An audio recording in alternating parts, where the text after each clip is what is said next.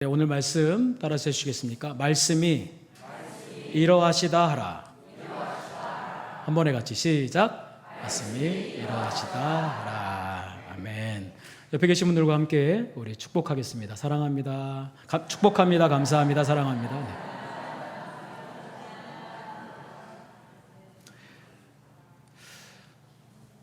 네. 말씀이 이러하시다 하라는 이 에스겔의 말씀을 통해서 우리에게 무엇을 말씀하시는지 우리 귀를 열고 잘 들었으면 좋겠습니다. 이스라엘 백성들이 바벨론의 포로로 끌려갑니다. 근데 전체가 다 끌려가는 건 아니고 처음에는 1만 명의 사람들이 끌려가고 그 다음에는 또 10,000명 정도가 더 끌려가니까 총 몇 명 정도가 끌려간 거죠? 몇 명이요? 10,000명이 끌려가고 그 다음에 또 10,000명이 끌려갔어요. 목사님 아까 1 더하기 1은 2 잘하더니 왜? 안 들렸어요? 네. 2만 명 정도가 포로로 잡혀가게 됐습니다. 근데 그들이, 제가 뮤지컬을 되게 좋아하거든요. 근데 이제 인터넷으로 그 유튜브를 보니까 그발강가에서 부르는 노래라는 그 노래를, 그러니까 뮤지컬 안에 있는 곡이에요.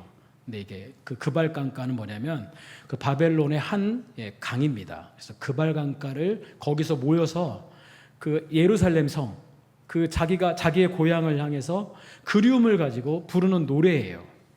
그러니까 얼마나 그들의 표정과 그들의 그 애달픈 마음과 그 그리움과 이것들이 얼마나 묻어 있겠어요. 그러니까 그 온갖 그 표정, 그 괴로움의 표정, 그 그리움의 표정을 가지고 한 40명 정도의 사람들이 그곳에서 노래를 부릅니다.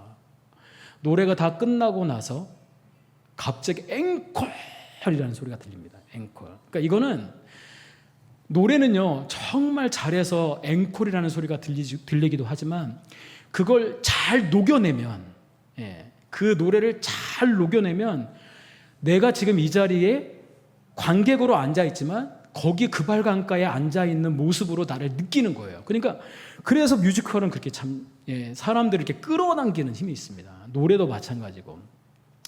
근데 이 그발강가에서 결국은 이 사람들이 지금까지 자기들이 잘 예배드렸던 그 예배의 장소에서 이제 포로로 끌려왔고, 지금까지 살았던 그 모든 것들 가운데 이제 예배하지 못하고 가보지도 못하는 이제 그 예루살렘 성을 향하여 부르는 그들의 노래가 얼마나 서글프겠습니까? 이게 어디에 나와 있냐면 그발강가에서 부르는 노래가 시편 137편에 그대로 나와 있습니다. 제가 읽어드릴게요. 우리말 성경인데 그들의 노래 가사가 이래요.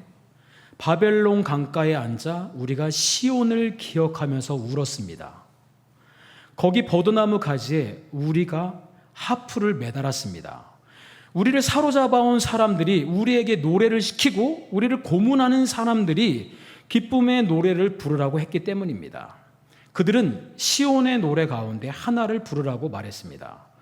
우리가 어떻게 남의 땅에서 여호와의 노래를 부를 수 있겠습니까? 오 예루살렘아, 만약 내가 너를 잊는다면 내 오른손이 그 재주를 잃게 될 것이다. 내가 너를 기억하지 못한다면, 내가 예루살렘을 내 가장 큰 기쁨으로 여기지 않는다면 내 혀가 내 입천장에 붙어버릴 것이다. 오 여호와여, 예루살렘이 넘어지던 날에 에돔이 한 일을 기억하소서. 그들이 부르짖으며 무너뜨리라, 그 기초까지 다 무너뜨리라 라고 했습니다. 오 멸망할 수밖에 없는 바벨론에 따라 내가 우리에게 한 대로 갚아주는 사람은 복이 있으리라. 너의 어린아이들을 잡아다가 바위에 메어치는 사람은 복이 있으리라 라는 말씀입니다. 찬양의 가사 가운데, 이 시편의 가사 가운데 혹시 그들의 마음이 느껴지십니까? 우리는 다른 시대를 살고 있죠. 우리는 이스라엘도 아니고 우리나라를 당연히 뺏긴 적은 있지만 오늘 이들과 같이 그런 애절한 마음을 가지고 예루살렘 성을 생각하면서 그렇게 부를 수 없는 노래를 이렇게 가슴에 점이면서 그들의 마음으로 예루살렘을 이렇게 그리워하는 모습을 오늘 성경을 통해서 우리에게 말씀해 주고 있습니다. 여러분, 서남교회에서 예배하는 게 복입니다. 예배할 수 있는 게 복입니다. 예배를 드릴 수 있는 게 복입니다. 마음껏 예배드리지 못하는 분들도 참 많이 있잖아요. 그렇죠? 그래서 오늘 이 에스겔에 있는 말씀을 통해서 오늘 우리에게 무엇을 말씀하시려고 하는지 예. 그리고 여호와의 말씀이 대체 이 바벨론으로 끌려가 있는 포로들한테 대체 무슨 말씀을 하시려고 하는지 에스겔을 통해서 그것들에 대해서 한번 알아보려고 합니다. 그러니까 결국 뭐냐면 예루살렘 성에 있으면서 야 너희들 정신 차려야 돼. 너희들 겉으로는 하나님 믿는다고 하면서 너희들 바리새인처럼 겉은 하나님 믿는 척하지만 속은 더러운 걸로 가득 채워져 있는 너희들이 회개하지 않으면 너희들 결국은 망할 수밖에 없다. 이렇게 말하면 희망이라도 있죠. 아, 우리가 깨닫고 돌아서야 되는구나. 아, 우리가 정신 차려야 되는구나. 근데 에스겔이 지금 어디가 있냐면 포로 가운데 함께 있어요. 그러니까 이 바벨론의 포로로 잡혀 있는 그 포로로 되어 있는 2만 명의 사람들한테 무슨 말을 전하냐고요. 근데 오늘 하나님은 에스겔을 세워서 그 포로된 사람들에게도 말을 전하라고 합니다. 근데 어떤 말씀을 전하라고 해요? 내가 너에게 준 말 그대로 하나도 빠짐없이 가감하지 말고 빼지도 말고 더하지도 말고 말씀 그대로 전하라 라고 말을 합니다. 오늘 1장에 우리가 읽어보지 않았지만 1장에는요 하나님의 영, 그러니까 오늘 우리가 드리는 예배, 그러니까 아무나 들어올 수 있는 곳이 이 예배당이잖아요. 옛날에는 그러지 못했거든요. 제사장만 들어가서 대제사장만 들어가서 하나님 앞에 예배 드리는 공간이었어요. 왜요? 거룩하지 않으면 죽을 수밖에 없으니까. 그리고 거룩한 곳이기 때문에 아무도 들어갈 수 없었어요. 오직 대제사장만 들어갈 수 있었어요. 근데 예수님으로 말미암아 모든 사람들이 함께 들어와서 예배를 드리잖아요. 그러니까 얼마나 이 자리가 복돼요. 근데 그러면 우리가 모든 사람들이 와서 예배드리는 이 공간은 하나님은 안 계시나요? 여러분 여기 이 자리에 하나님 계신가요? 안 계신가요? 두세 사람이 내 이름으로 모인 곳에 하나님도 함께 계신다라고 말씀하셨습니다. 2명, 3명이 모인 곳에 나도 그들과 함께 있겠다라고 말씀하셨습니다. 그러니까 우리가 지금 함께 모여서 예배하는 이 공간이 얼마나 귀합니까? 근데요, 중요한 건 뭔지 아십니까? 그들이 하나님을 무시하고 하나님을 믿는 척하고 겉으로만 믿는 척하고 그 안에는 하나님이 아닌 자기 자신으로 가득 차 있는 거예요. 자기 자신으로만 가득 차 있고 자기 욕심으로만 자기 욕망으로만 가득 채워져 있다 보니까 하나님은 거룩하신 하나님이라 그곳을 떠납니다. 선한교회를 떠날 수 있습니다. 하나님이 예루살렘 성을 떠났습니다. 하나님의 성전이 있는 그 예루살렘을 하나님의 영이 떠나버렸어요. 왜? 거룩하지 않으니까. 그리고 어디 계신 줄 아십니까? 오늘 에스겔에게 보여주는 그 환상이 그발 강가라는 이 바벨론의 포로로 잡혀온 그 사람들 앞에 그 에스겔의 눈앞에 환상으로 하나님의 영광이 하나님의 임재가 그발 강가에서 보여집니다. 그럼 결국 뭐예요? 이 얘기가 결국 뭐예요? 예루살렘 성에 계신 예수님이 아니라 하나님이 아니라 뭐예요? 포로로 잡혀온 그 사람들과 함께하고 있는 하나님의 임재를 에스겔이 환상으로 보고 있다라는 겁니다. 1장에 있는 말씀은 되게 어려운 말씀이에요. 되게 여러 가지 형상이 나오고 되게 무서운 말씀이 되게 그 안에, 그러니까 무서운 형상들이 그 안에 있어요. 결국 뭐냐면 모든 것들을 주관하고 바라보고 계시는 하나님, 온 우주와 온 세계를 주관하고 지켜보고 계시는 하나님을 드러내는 것이 오늘 에스겔의 1장입니다. 그러니까 이 에스겔이 환상을 통해서 하나님을 보니까 그 앞에 엎드려질 수밖에 없는 거예요. 우리가 하나님 앞에 서면 하나님 이렇게 똑바로 쳐다볼 수 있을 것 같아요. 못 쳐다봅니다. 두려워 떨 수밖에 없습니다. 그러니까 에스겔이 1장 마지막 절에 엎드립니다. 감히 하나님 앞에 고개를 들지 못하고 엎드리는데, 그래서 2장 1절에 말씀하고 있죠. 같이 한번 읽어볼까요? 2장 1절입니다. 2장 1절 에스겔이 뭐라고 했는지 시작.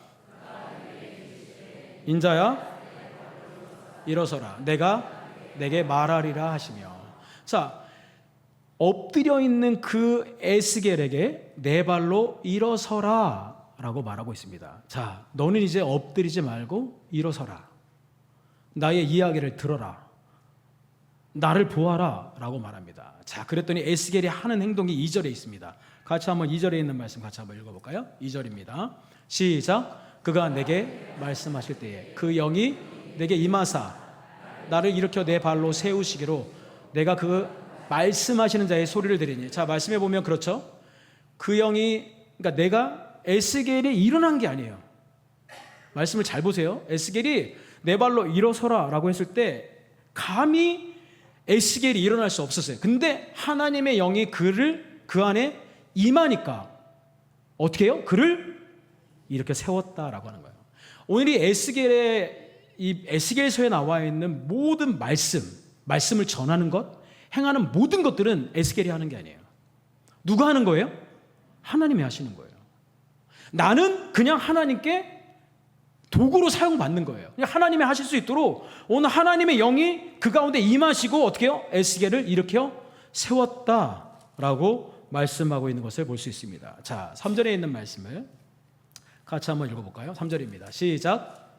내가 내게 이르시되 인자야 내가 너를 이스라엘 자손 곧 패역한 백성 나를 배반하는 자에게 보내노라.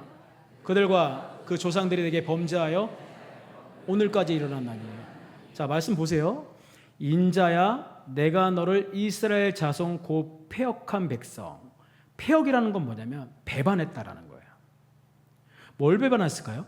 하나님과의 약속을 배반했어요. 하나님은 나는 너의 하나님이 되고 너는 나의 백성이 될 것이다 라고 서로 언약을 맺었어요. 근데 뭐예요? 이걸 이스라엘이 파괴해버렸어요. 하나님 앞에 뭐예요? 패역한 백성이 된 거예요. 나를 배반하는 자에게 그런데 보낸다라고 말하는 거예요. 그래요? 왜 보내지? 저는 이런 생각을 했어요. 아니 에스겔이 결국은 포로로 같이 잡혀왔지만 결국 그 이스라엘 2만 명의 사람들은 그냥 포로로 잡혀간 상태에서 죽으면 끝나는 거예요. 아니 너희들이 범죄했기 때문에 너희들이 하나님을 무시하고 하나님이 아닌 다른 것을 의지하고 하나님이 아는 다른 것들 가운데 너희들이 빠져 있다 보니까 이제 하나님이 너희를 돕지 않으니까 너희들 결국 이제 모든 걸 다 잊어버린 거예요. 그들이 의지했던 돈, 그들이 의지했던 땅, 그들이 의지했던 모든 권력, 그들이 의지했던 모든 것들을 하나님 다 부셔버렸어요. 심판은 여러분 잘 기억하셔야 돼요. 심판은 하나님의 다른 이름의 사랑이다. 자, 다시 말씀드립니다. 심판은 하나님의 다른 이름의 사랑이다. 심판이 무슨 사랑이에요? 여러분 심판이 사랑입니까? 사랑하면 심판할 수 있습니까? 예, 맞습니다. 에스겔은 그거 얘기하고 있어요. 잘못하고 있는데도 불구하고 내버려두고 잘한다 말하면 안 되는 거예요. 자녀들한테 그렇게 말하면 자녀들은 어긋날 수밖에 없는 거예요. 잘못된 길로 갈 수밖에 없는 거예요. 잘못하면 심판해야 돼요. 잘못하면 뭐라고 해야 돼요. 자녀들이 잘못하면 매를 대서라도 제대로 돌아오게 해야 돼요. 근데 결국은 망했잖아요. 망하고 포로 와서 아까 제가 139편 읽어드렸죠. 포로로 잡혀가서 고문당하고 노예처럼 정말 개처럼 정말 그런 취급을 받으며 살아가는 그 사람들한테 무슨 얘기를 전해야 되는 거예요 대체? 그 사람들은 대체 그 얘기를 왜 듣겠어요? 아니 하나님이 우리를 버렸는데 하나님이 이미 우리를 떠났는데 대체 우리가 왜 그 얘기를 듣냐라는 거예요. 자 여러분 지금 이 시간은 그러니까 여기 에스겔에 나오는 이 시간이에요. 지금 이 시간은요 예루살렘 성에 있는 사람들이 있어요. 자, 다시요. 2만 명의 사람들이 유다에서 끌려왔어요. 자 그러니까 여기 2만 명의 사람이 바벨론에서 이렇게 그발 강가에서 모여서 이렇게 또 하나님을 찬양하기도 하고 예배하기도 하는데 이 사람들이 무엇을 소망하며 살고 있는지 아세요? 예루살렘 성을 소망하고 살고 있어요. 하나님의 임재가 아직도 거기 있다라는 거예요. 그러니까 하나님의 임재가 거기 있으니까 우리는 곧 여기서 포로에서 이제 풀려날 거야. 왜? 하나님의 임재가 있는 그 예루살렘 성이 하나님의 성전이 남아 있으니까. 그게 희망이에요 그들에게. 근데요 에스겔은 뭐라고 얘기한 줄 아세요? 에스겔이 계속 얘기하는 게 있어요. 오늘 말씀을 통해서 여호와께서 말씀을 주시는데 에스겔에게 말씀을 주시는데 오늘 말씀의 제목이 뭐라 그랬어요? 주보 보지 마시고요. 자 오늘 말씀의 제목이 뭐라 그랬어요? 말씀이 이러하시다. 혹시 하나님의 말씀이 저는 이런 생각도 해봤어요. 항상 이제 제가 나중에 이제 담임이 되면 나는 우리 성도님들한테 어떤 메시지를 전할까? 여러분 축복합니다. 죄송합니다. 축복합니다. 사랑합니다. 감사합니다. 이거 당연히 우리 표어잖아요. 근데 당연히 해야죠. 근데 나는 어떤 말씀을 전해야 정말 하나님이 기뻐하실까? 하나님이 원하시는 교회 안에 있는 성도님들한테 무슨 말씀을 전해야만 성도님들이 바로 알고 깨달을까라는 생각을 합니다. 축복합니다, 감사합니다, 사랑합니다는 우리가 함께 나누는 인사지만 정말 우리가 알아야 될 건 결국 뭐냐면, 혹시 하나님이 입술을 통해서 여러분들의 마음을 후벼 파고 여러분들의 가슴을 후벼 파고 찢어놓는다고 한다면요, 들으셔야 돼요. 어떤 분들은 이럴 수 있어요. 야, 교회가 여기밖에 없어. 야, 이우식 목사님, 야, 온 지 얼마 안 됐는데 벌써부터 까고 있네. 아직까지는 까면 안 되는 거 아니야? 아직까지는 좋은 설교만 해야 되는 거 아니야? 여러분 그러지 마세요. 여러분 목사님을 병들게 하는 거예요. 병들게 하는 거예요. 뭐라 그랬어요? 안 들려요.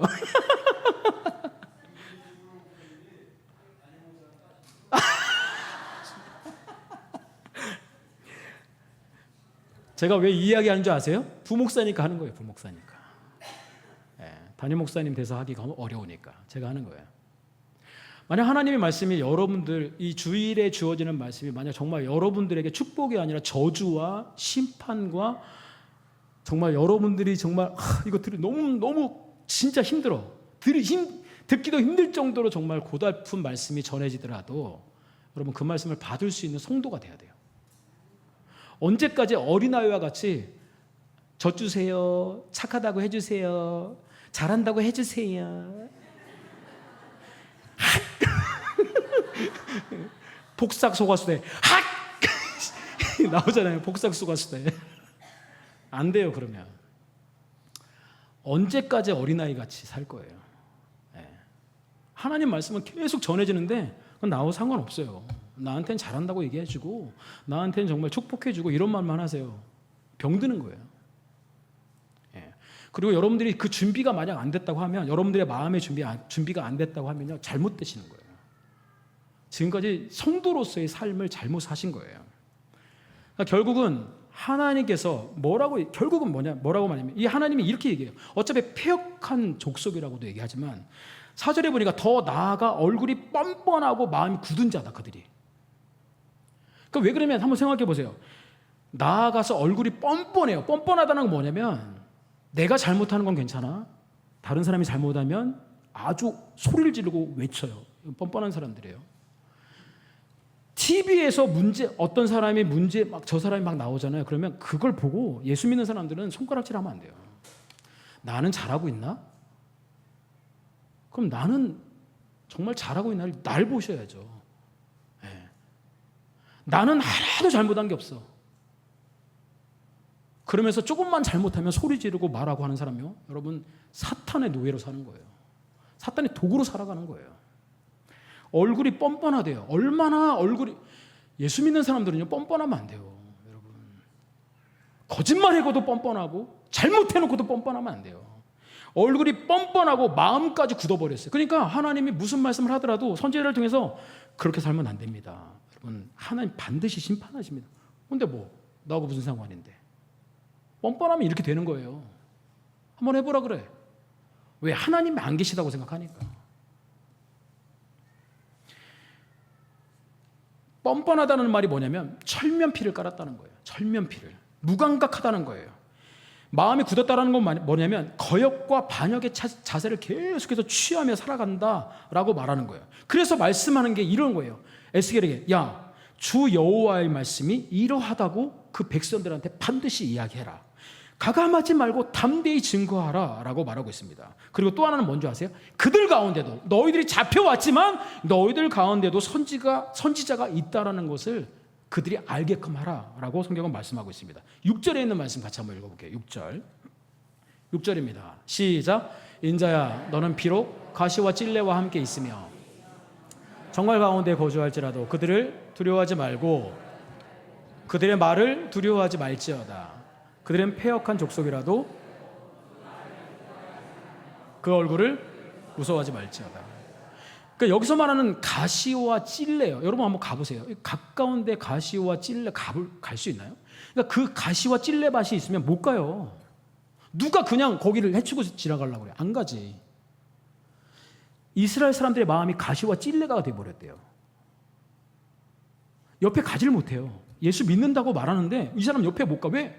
가시와 찔레야. 그냥 막 찌르기만 하고 막 가시 같아서 너무 아파. 옆에 가면 사랑이 없어. 용서가 없어. 다른 사람 얘기하는 거 아니에요, 여러분. 여러분들을 돌아보세요, 여러분들. 예. 여러분들이 좋아하는 사람들한테는 정말 천사 같지만 마음에 안 들고 좋아하지 않는 사람들한테 혹시 가시와 찔레 아닌가요? 여러분? 예수 믿는 사람들은요, 내 이웃을 내 몸과 같이 사랑하라고 했어요.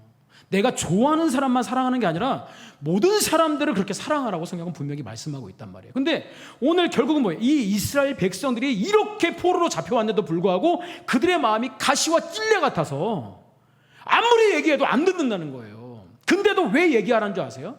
무슨 얘기하는 줄 아세요? 아까 제가 말씀드렸죠. 예루살렘은 이제 곧 무너지게 될 것입니다. 포로로 잡혀온 사람들이 희망을 가지고 예루살렘 성을 향해서 노래를 부르고 그것에 희망을 품고 사는 사람들에게 예루살렘 성은 무너집니다 라고 하는 거예요. 여러분들이 바라보고 있는 그 예루살렘이요 곧 무너집니다. 왜 그런 줄 아세요? 하나님의 영이 떠났기 때문이에요. 하나님의 영이 왜 떠났어요? 도저히 거기 못 있을 것 같으니까. 너무 시궁창, 너무 더럽고 너무 인간의 냄새만 나고. 여러분, 이 에스겔에 있는 말씀을 쭉 마지막까지 읽으면요 정말 역겨워요. 역겨울 정도로 성전 안에서 정말 더러운 짓들, 더러운 것, 이게 겉으로만 드러나는 거 말고 속, 마음, 눈, 이것까지요 다 여러분 보셔야 돼요. 하나님 거룩하신 분이에요. 하나님, 그러니까 에스겔 선지자를 통해서 가감하지 않고 그 얘기를 쭉 하는 거예요. 그러니까 한번 생각해 보세요. 그 포로로 잡혀온 그 사람들한테 예루살렘 성 무너집니다. 그러면 여러분 보세요. 듣는 나는 뭐라고 하겠어요? 아, 그렇습니까? 이렇게 말하겠어요? 이 나쁜 놈의 새끼. 너 선지자라는 놈이 어떻게 하나님의 성전이 무너진다고 말할 수 있어요? 여러분, 말로 찌르고 몸으로 찌르고 하는 거예요. 근데 뭐예요? 하나님이 하라고 했으니까 하는 거예요. 너희들이 안 받아들여도 나는 한다는 거예요. 좋은 메시지 좋죠. 축복해주는 메시지 좋죠. 근데 정말 선포되어져야 될 말씀이 하나님이 만약 이런 심판의 메시지를 전하라고 한다고 한다면 정말 목회자들은요 정말 이렇게 에스겔과 같이 말씀을 가감하지 않고 그 말씀 그대로 전해야 돼요. 그게 목회자가 해야 될 일이고 우리 대한민국의 모든 교회들이 그런 일들을 감당해야 돼요. 여러분 죄송한데 여러분 성도들이 특별히 직분들을 가지고 있는 분들이 썩었습니다. 네? 누가 하면 할렐루야. 네. 여러분 진짜 보이진 않지만 겉으로 보이진 않지만 오늘 지금 이 에스겔이 말하는 이 이스라엘이 지금 이스라엘이라고만 생각하시면 안 돼요. 여러분 우리 자신을 보셔야 돼요. 우리 대한민국은 잘하고 있나? 우리 모든 교회들은 정말 잘하고 있나? 자, 모든 목회자가 아니에요. 모든 항종직 분자들이 아니에요. 그 가운데 목사인 척하는 항종직 분자인 척하면서 이기적이고 자기 것만 챙기는 사람들이 있어요. 이 사람들 때문에 교회가 욕먹는 거예요. 이 사람들 때문에 하나님의 영광이 가려지는 거예요. 그 사람들이 교회에 힘을 가지면 그 교회를 흔들어 놓기 시작하는 거예요. 에스겔은요 절대 칭송받지 않았어요. 그 포로로 잡혀온 사람들한테 당신은 하나님의 선지자입니다. 당신은 우리가 정말 섬기겠습니다. 이러지 않았어요. 언제든지 죽이려고 했어요. 언제든지 안 그래도 힘들어 죽을 판인데 너 왜 이렇게 말하냐. 그러면서 그 한 사람 결국 뭐냐면 한 사람들을 찾아가서 당신 그렇게 살면 안 됩니다. 에스겔은 파수꾼이라고 했거든요. 파수꾼은 뭐냐면 높은 성 위에서 적들이 오는지 안 오는지를 확인하는 거예요. 근데 여기서 정말 하나님이 파수꾼으로 에스겔을 세운 이유는 뭐냐면 적을 보는 게 아니에요. 왜? 이미 포로로 잡혀갔으니까. 근데 오늘 에스겔이 뭘 얘기하냐면 여러분 하나님 오십니다. 이거 보는 거예요. 하나님 오시기 전에 회개하셔야 됩니다. 하나님 오시면 끝납니다. 여러분 포로로 잡혀왔어도 끝납니다 라고 말하는 거예요. 정신 차리십시오. 지금 이렇게 힘든 상황이라 할지라도 제대로 보셔야 됩니다 라고 계속 외치는 거예요. 말하는 거예요. 그 이스라엘 백성들에게 잡혀온 사람들한테 계속 그 이야기를 하는 거예요. 그러니까 에스겔이 얼마나 힘들겠어요, 여러분. 그 말을 하는데도 불구하고 사람들이 정말 너무 힘들게 하고 고통스럽게 하고 막 패역하잖아요. 패역하고 마음까지 굳은 사람들의 그 이야기, 그 모습들을 보면서 얼마나 힘들겠어요. 근데 그 사람들이 나중에는 알게 됩니다. 뭘 알게 되는 줄 아세요? 에스겔이 말했던 그 한마디 한마디가 하나님의 입에서 나온 말이었구나. 어떻게 알아요? 예루살렘 성이 돌 하나 남기지 않고 싹 다 무너지거든요. 에스겔이 하는 게 아니에요. 하나님이 하시면서 알려주는 거예요. 그러니까 두루마리를 하나님이 에스겔에게 두루마리 이렇게, 그때는 이제 지금은 뭐 우리가 이렇게 되지만 그때 이제 그 나무를 해서 이렇게 글을 써가지고 쓰거든요. 이 두루마리를 먹으라고 해요, 하나님이. 근데 잘 들어보세요. 이 두루마기가 보통은 두루마리를 이렇게 해서 안에다 쓰거든요, 글을. 근데 안과 이 오늘 찬양처럼 안과 밖이 다 써 있어요. 뭐가 써 있는지 아세요? 이 안에? 애곡, 우는 소리, 애가, 우는 노래, 재앙, 이것들이 가득 차 있어요. 네. 그거를 너 받아 먹으라 그러는 거예요, 에스겔이. 근데 이걸 먹었는데 안 써요. 달아요. 하나님의 말씀이 달아요. 이 말씀은 죽을 말씀이죠. 심판의 말씀이지만 하나님의 말씀을 먹은 그 에스겔은 달아요. 그러니까 결국은 이제 에스겔이 그 두루마리를 먹고 결국 이제 뭘 전하기 시작해요? 애가를 전하고 애곡을 전하고 재앙을 전하기 시작하는 거예요. 그리고 보니까 이스라엘 백성들이 나중에 보니까 그렇게 그리워했던 예루살렘이 무너지고 하나님의 성전이 무너집니다. 그러니까 뭐예요? 우리는 아무런 희망이 없는 사람이 돼버린 거예요. 자, 여기서 중요한 게 있어요. 뭔지 아십니까? 예루살렘 성에 남아있는 사람들이 있어요. 네. 그렇게 그러니까 예루살렘 성을 이 바벨론이 그러니까 포위를 하거든요. 며칠을 포위했냐면 390일 동안 포위를 해요. 한번 생각해 보세요. 바벨론이 이 예루살렘을 무너뜨리기 위해서 390일 동안 포위를 쫙 해버려요. 그러니까 사람들이 전쟁 준비하면서 먹을 걸 준비 못하고 이러니까 나중에는 자식을 삶아 먹습니다. 똥을 먹습니다. 그러니까 이제 아무런 힘이 없을 그때까지요, 그들이 지었던 그 모든 죄들, 아무리 외치고 하나님이 그렇게 돌아서라고 얘기하고 그렇게 하나님 앞으로 다시 엎드리라고 얘기하는데도 듣지 않던 이제 결국 그들에게 하나님의 심판은요 정말 무섭게 내려집니다.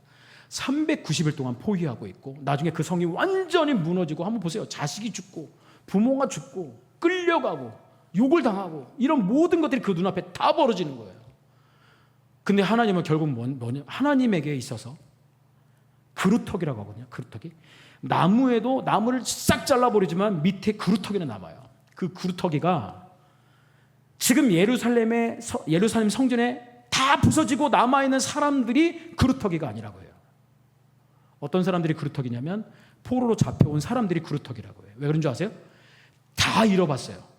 하나님의 말씀을 통해서 예루살렘 성이 무너진다는 걸 다 알았어요. 아, 우리 죄가 이래서 우리가 이렇게 됐구나라는 것을 알게 돼요. 이 모든 게 다 우리의 잘못이구나를 알게 돼요. 하나님 살아계시구나라는 것을 알게 돼요. 하나님 여기 지금 우리와 함께 하시구나를 알게 돼요. 에스겔은요, 애가와 애곡과 재앙의 메시지를 그들에게 전하고 나중에 이렇게 끝나지 않습니다. 하나님에게는요 늘 엔딩이 있어요. 그 엔딩이 뭔지 아세요? 회복. 여러분 한번 생각해 보세요. 왜 하나님이 심판할 정도로 예루살렘 성을 완전히 무너뜨리고 박살낼 정도로 심판하셨냐라는 거예요. 안 돌아서니까, 안 내려놓으니까. 오늘 목사님 그러셨죠.